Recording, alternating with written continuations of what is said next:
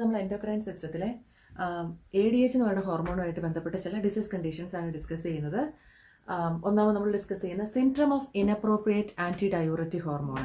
ഇത് ADH anti diuretic ഹോർമോണുമായിട്ട് ഉണ്ടാവുന്ന അതിൻ്റെ പ്രൊഡക്ഷൻ കൂടിയിട്ടുണ്ടാകുന്ന ഒരു ഡിസീസ് കണ്ടീഷനാണ് syndrome of inappropriate anti diuretic hormone. Okay, നമുക്ക് നോക്കാം എന്താണ് ADH നോർമലി നമ്മുടെ ശരീരത്തിൽ ചെയ്യുന്ന ഫംഗ്ഷൻ എന്താണെന്ന്.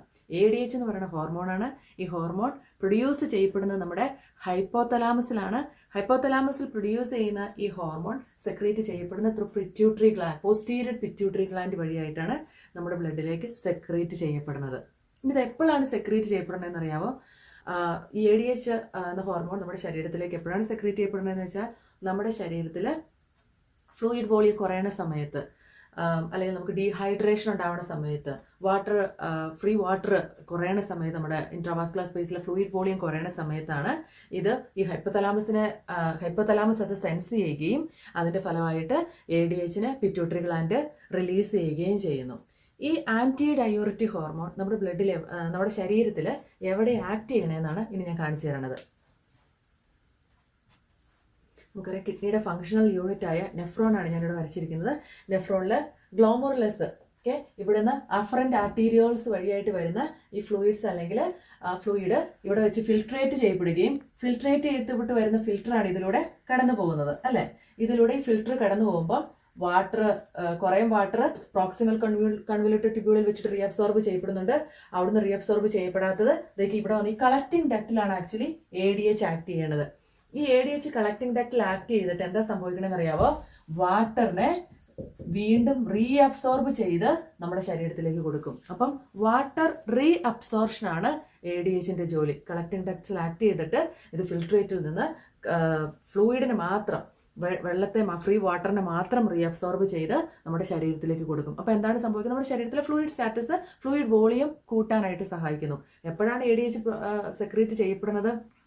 നമ്മുടെ ശരീരത്തിലെ ഇൻട്രാവാസ്കുലർ സ്പേസിലെ ഫ്ലൂയിഡ് വോളിയം കുറയുമ്പോഴാണ് ഇത് ഹൈപ്പോതലാമസ് സെൻസ് ചെയ്യുകയും ADHനെ റിലീസ് ചെയ്യുകയും ആ ADH അങ്ങനെ കളക്ടിങ് ഡക്റ്റിൽ ആക്ട് ചെയ്തിട്ട് ഫ്ലൂയിഡിനെ റീഅബ്സോർബ് ചെയ്ത് ശരീരത്തിലേക്ക് കൊടുക്കുന്നതിന്റെ ഫലമായിട്ട് വോളിയം സ്റ്റാറ്റസ് അല്ലെങ്കിൽ ഫ്ലൂയിഡ് വോളിയം കൂടാൻ തുടങ്ങും നമ്മുടെ ശരീരത്തിൽ. അതാണ് നോർമലി ADH നമ്മുടെ ശരീരത്തിൽ ചെയ്യുന്നത്.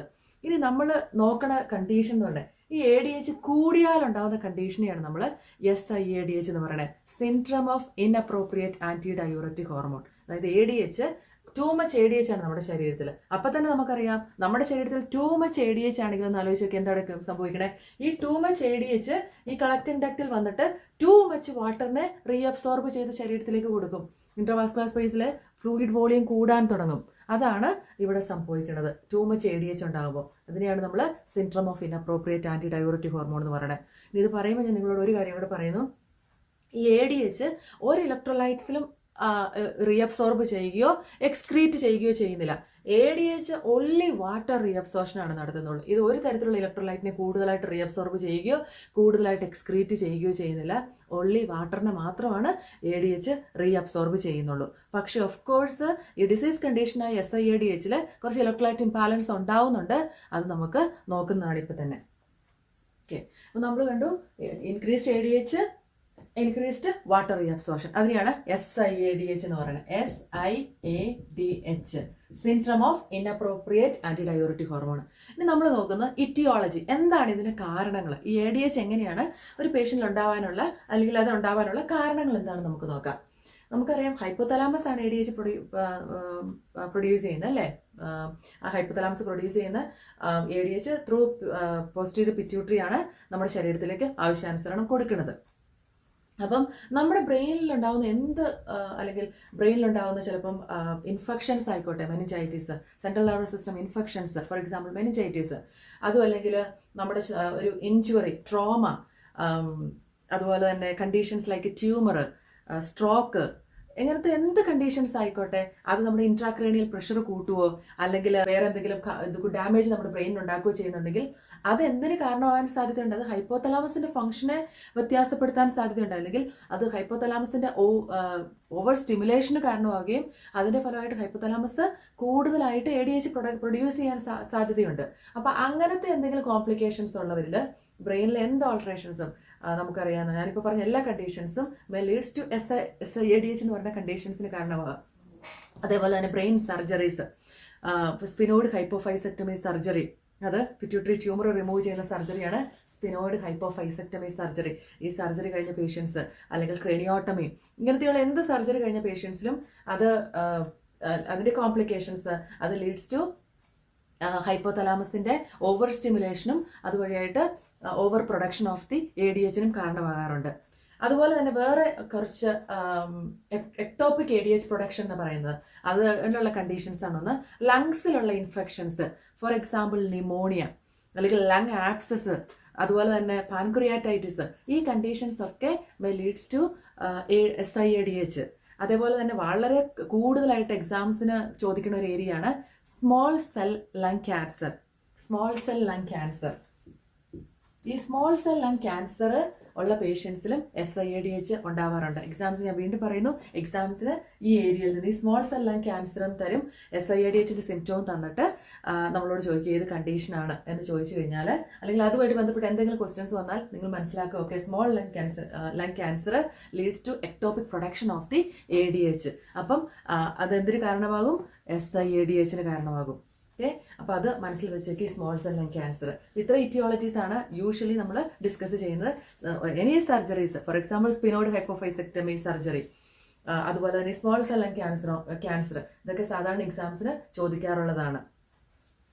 ക്ലിനിക്കൽ മാനിഫെസ്റ്റേഷൻസ് എന്തൊക്കെ സൈൻസ് ആൻഡ് സിംറ്റംസ് നമുക്ക് ഈ പേഷ്യൻസിൽ കാണാൻ പറ്റും? എങ്ങനെയായിരിക്കും പേഷ്യൻ്റ് യൂഷ്വലി ഹോസ്പിറ്റലിൽ വരണത്, എന്തൊക്കെ സിംറ്റംസുമായിട്ടായിരിക്കും വരണതെന്ന്. അപ്പം നമുക്കറിയാം, ഞാൻ പറഞ്ഞു ടൂ മച്ച് ADH ആണ് ഇവരുടെ ശരീരത്തിൽ. ആ ടൂ മച്ച് ADH എന്തിനു കാരണവും ടൂ മച്ച് വെള്ളത്തെ, ടൂ മച്ച് ഫ്രീ വാട്ടറിനെ റീഅബ്സോർബ് ചെയ്ത് നമ്മുടെ സർക്കുലേഷനിലേക്ക് കൊടുക്കുകയാണ്. അപ്പോൾ ഒന്ന് ഓർത്ത് വയ്ക്കുക, നമുക്ക് സർക്കുലേറ്ററി ഓവർലോഡ് ഉണ്ടാവാൻ സാധ്യതയുണ്ട് ഇല്ലേ? ഒരുപാട് ഫ്ലൂയിഡ് നമ്മുടെ സർക്കുലേഷനിലേക്ക് വന്നു കഴിഞ്ഞാൽ എന്ത് സംഭവിക്കും? നമുക്ക് ഫ്ലൂയിഡ് ഓവർലോഡ് ഉണ്ടാവാൻ സാധ്യതയുണ്ട്. ഈ ഫ്ലൂയിഡ് ഓവർലോഡ് എന്തിനൊക്കെ കാരണമാകുമെന്ന് ആലോചിച്ച് നോക്കിക്കേ. ആ പേഷ്യൻറ്റിന് പൾമണറി എഡിമ ഡെവലപ്പ് ചെയ്യാൻ സാധ്യതയുണ്ട് ഇല്ലേ? ടൂ മച്ച് ഫ്ലൂയിഡ് സർക്കുലേഷനിലൂടെ പോകുമ്പോൾ ഹാർട്ടിന് അത്രയും ആ ടൂ മച്ച് വാട്ടറിനെ ഒന്നിച്ച് മുമ്പോട്ട് പമ്പ് ചെയ്യാൻ പറ്റിയെന്ന് വരത്തില്ല. അപ്പോൾ എന്ത് സംഭവിക്കും?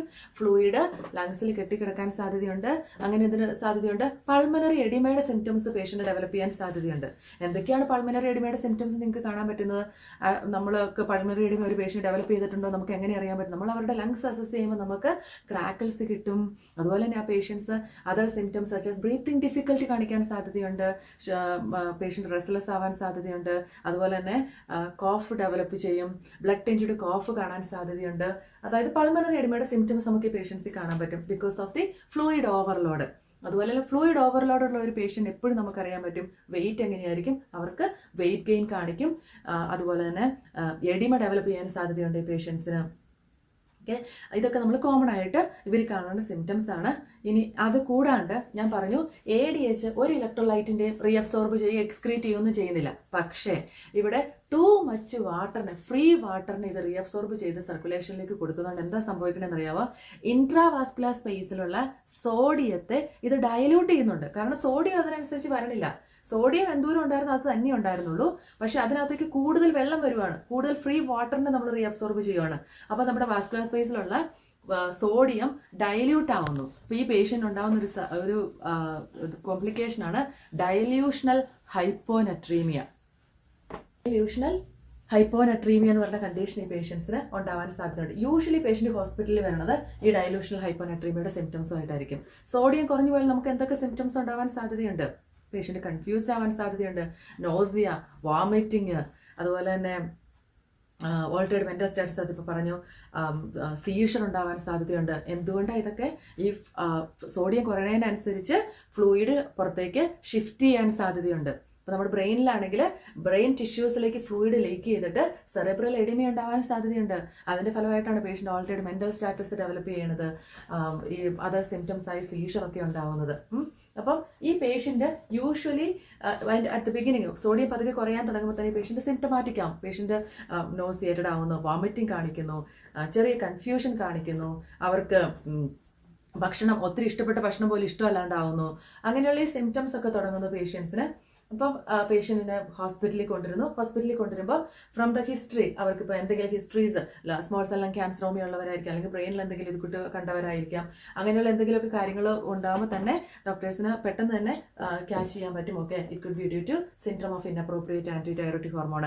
അവരുടെ സോഡിയം ചെക്ക് ചെയ്യുമ്പോൾ ബ്ലഡിലെ സോഡിയം കുറവായിരിക്കും, പക്ഷെ യൂറിനിൽ ഇവർക്ക് സോഡിയം കൂടുതലായിരിക്കും. കാരണം എന്തുകൊണ്ടാണ്? ADH ഒരിക്കലും സോഡിയത്തെ റീഅബ്സോർബ് ചെയ്യുന്നില്ല, സോഡിയം സ്റ്റില്ല് പോകുന്നുണ്ട് യൂറിനിലൂടെ. അപ്പം യൂറിനിലെ സോഡിയം ഇവർക്ക് കൂടുതലായിരിക്കും, ബ്ലഡിൽ ഇവർക്ക് ഹൈപ്പോനട്രീമിയ ആയിരിക്കും. അപ്പം അതൊക്കെ ഇത് ഈസി ആയിട്ട് ഈ SIDH എന്ന കണ്ടീഷൻ ഡയഗ്നോസ് ചെയ്യാനായിട്ട് നോക്കുന്ന കാര്യങ്ങളാണ്. എന്ത്? ബ്ലഡ് സോഡിയം കുറയുന്നു, യൂറിനിലെ സോഡിയം ഇപ്പോഴും കൂടുതലായിരിക്കും. ഇനി അത് പറഞ്ഞപ്പോഴാണ് ഞാൻ അടുത്ത് നോക്കുന്നത്, അഫ്കോഴ്സ് ഈ പേഷ്യൻറ്റിന് നമുക്കറിയാം യൂറിൻ ഔട്ട്പുട്ട് ഇവർക്ക് കുറവായിരിക്കും. കാരണം എന്താ? വാട്ടറിനെ റീഅബ്സോർബ് ചെയ്യുകയാണ് ADH, വാട്ടറിനെ റീഅബ്സോർബ് ചെയ്യുകയാണ് കിഡ്നിയിലൂടെ. അപ്പോൾ അവർക്ക് ഉണ്ടാകുന്ന ഔട്ട്പുട്ട്, യൂറിൻ്റെ ഔട്ട്പുട്ട് എങ്ങനെയായിരിക്കും? കുറവായിരിക്കും. ഈ പേഷ്യൻസിന് ഡിക്രീസ്ഡ് യൂറിൻ ഔട്ട്പുട്ട് ആയിരിക്കും. അതുപോലെ തന്നെ ഈ യൂറിൻ എങ്ങനെയായിരിക്കും? ഡിക്രീസ്ഡ് യൂറിൻ ഔട്ട്പുട്ട്, അതിനകത്ത് വാട്ടർ കുറവാണ്. അപ്പോൾ എന്താ സംഭവിക്കും? കോൺസെൻട്രേറ്റഡ് യൂറിൻ ആയിരിക്കും, വെരി കോൺസെൻട്രേറ്റഡ് യൂറിൻ ആയിരിക്കും. യൂറിൻ്റെ സ്പെസിഫിക് ഗ്രാവിറ്റി ഇവർക്ക് കൂടുതലായിരിക്കും. യൂറിൻ സ്പെസിഫിക് ഗ്രാവിറ്റി കൂടുതലാണ്, യൂറിൻ സോഡിയം കൂടുതലാണ്, യൂറിൻ ഔട്ട്പുട്ട് കുറവാണ് ഈ പേഷ്യൻസിന്. ഓക്കെ, കാരണം എന്തുകൊണ്ട്? വാട്ടർ റീഅബ്സോർഷൻ നടക്കുകയാണ്, വെള്ളം കൂടുതലും റീഅബ്സോർബ് ചെയ്ത് നമ്മുടെ ശരീരത്തിലേക്ക് തന്നെ റീഅബ്സോർബ് ചെയ്തെടുക്കുകയാണ്, ഔട്ട്പുട്ട് കുറവാണ് ഈ പേഷ്യൻസ്. അപ്പോൾ അങ്ങനെയാണ് നമ്മൾ ചിന്തിച്ച് നോക്കിക്കുക, നമ്മൾ ബ്ലഡ് എങ്ങനെയായിരിക്കും? ഡൈല്യൂട്ടഡ് ആണ്, പ്ലാസ്മ വോളിയം കൂടുതലാണ് ബ്ലഡിൽ, ബ്ലഡ് ഭയങ്കര ഡൈല്യൂട്ടഡ് ആണ്. അതുകൊണ്ടാണല്ലോ ഈ പേഷ്യൻ്റ് ഡൈലൂഷണൽ ഹൈപ്പോനട്രീമിയ ഡെവലപ്പ് ചെയ്തത്. അങ്ങനെയാണെങ്കിൽ ഈ പേഷ്യൻ്റെ ബ്ലഡിൻ്റെ ഓസ്മോളാലിറ്റി എങ്ങനെയായിരിക്കും? ഡൈല്യൂട്ടഡ് ബ്ലഡ് ആണ്, അതിൻ്റെ ഓസ്മോളാലിറ്റി അല്ല ഹീം കണ്ടൻസ് എല്ലാം ഡൈല്യൂട്ടഡ് ആണ്, അതിൻ്റെ ഓസ്മോളാലിറ്റി കുറവായിരിക്കും. അപ്പോൾ ബ്ലഡിൻ്റെ ഓസ്മോളാലിറ്റി കുറഞ്ഞു പോകുന്നു, ഹെമറ്റോക്രിറ്റ് ലെവൽ കുറഞ്ഞു പോകുന്നു, സോഡിയം കുറഞ്ഞു പോകുന്നു, പക്ഷേ വോളിയം കൂടുന്നു, ഫ്രീ വാട്ടർ ആണ് കൂടുന്നത്, വാട്ടർ കൂടുന്നു. അപ്പം പ്ലാസ്മ വോളിയം കൂടുന്നു, ഹെമറ്റോക്രിറ്റ് ലെവൽ കുറയുന്നു, ഓസ്മോളാലിറ്റി കുറയുന്നു, സോഡിയം കുറയുന്നു. വേറാസ് നമ്മൾ യൂറിൻ്റെ ഔട്ട്പുട്ട് നോക്കുമ്പോഴോ യൂറിൻ്റെ ഔട്ട്പുട്ട് കുറയുന്നു, അതിനകത്ത് വാട്ടർ കണ്ടന്റ് കുറവാണ്, കോൺസെൻട്രേറ്റഡ് യൂറിൻ ആണ് എക്സ്ക്രീറ്റ് ചെയ്യപ്പെടുന്നത്. അതുപോലെ തന്നെ യൂറിൻ സോഡിയം ഇവർക്ക് കൂടുതലും ആയിരിക്കും. നമ്മൾ മാനേജ്മെന്റിനെ കുറിച്ചാണ് നോക്കുന്നത്. എന്തൊക്കെയാണ് ഈ പേഷ്യൻസിനുള്ള മാനേജ്മെന്റ് എന്ന് പറയുന്നത്? നമുക്കറിയാം ഈ പേഷ്യന്റ് ഫ്ലൂയിഡ് ഓവർലോഡഡ് പേഷ്യന്റ് ആണ്, അതുപോലെ അവർക്ക് സോഡിയം കുറവാണ്, യൂറിനറി ഔട്ട്പുട്ട് കുറവാണ്.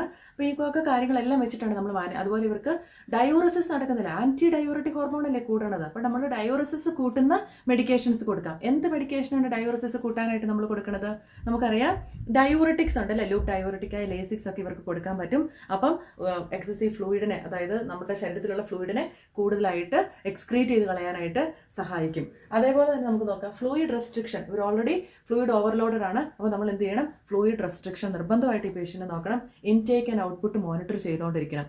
കാരണം ഓഫ്കോഴ്സ് ഇവരുടെ യൂറിനറി ഔട്ട്പുട്ട് ഒക്കെ കുറവാണ് അല്ലേ, അപ്പോൾ അത് നമ്മൾ മോണിറ്റർ ചെയ്തുകൊണ്ടിരിക്കണം.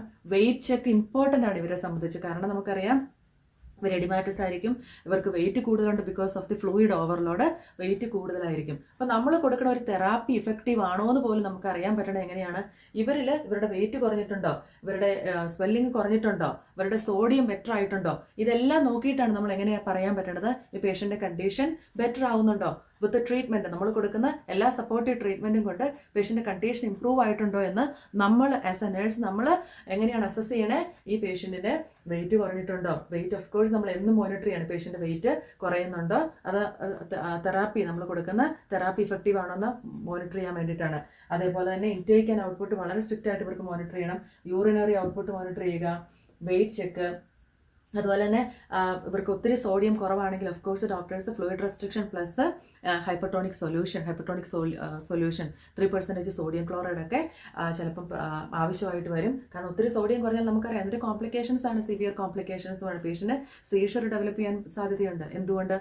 Because of the cerebral oedema, cerebral swelling ഉണ്ടാവുന്നു. കാരണം എന്താ? ഫ്ലൂയിഡ് ഷിഫ്റ്റ്, സോഡിയം കുറയുമ്പം ഫ്ലൂയിഡ് പുറത്തേക്ക് ലീക്ക് ചെയ്ത് ടിഷ്യൂസിലേക്ക് പോവുകയും അതിൻ്റെ ഫലമായിട്ട് ഈ സെറിബ്രൽ എഡിമ ഡെവലപ്പ് ചെയ്യുന്നു. അപ്പോൾ അതിൻ്റെ ഫലമായിട്ട് സീഷർ ഉണ്ടാവുന്നു.